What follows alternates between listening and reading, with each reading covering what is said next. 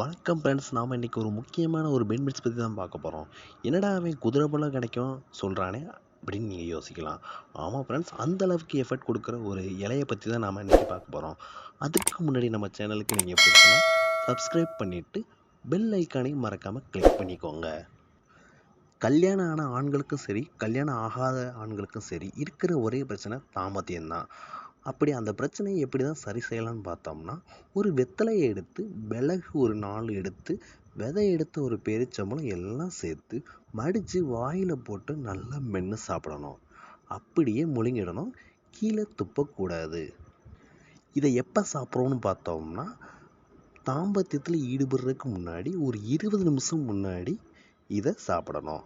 ஏன்னு பார்த்தோம்னா, இந்த 3 பொருளும் இரத்த ஓட்டத்தை அதிகரிக்க செய்யும். உடம்புல அனைத்து இடங்களுக்கும் மேலே இருந்து கீழே வரைக்கும் இரத்த ஓட்டமானது சீராக இயங்கிறதுக்கு நல்லா உதவுது.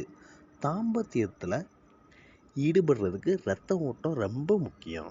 இதுதான் தாம்பத்தியத்தில் ஈடுபட ஆர்வத்தை அதிகரிக்கவும் செய்யுது. இதனால் இருவருக்கும் திருப்தியும் கிடைக்கிது.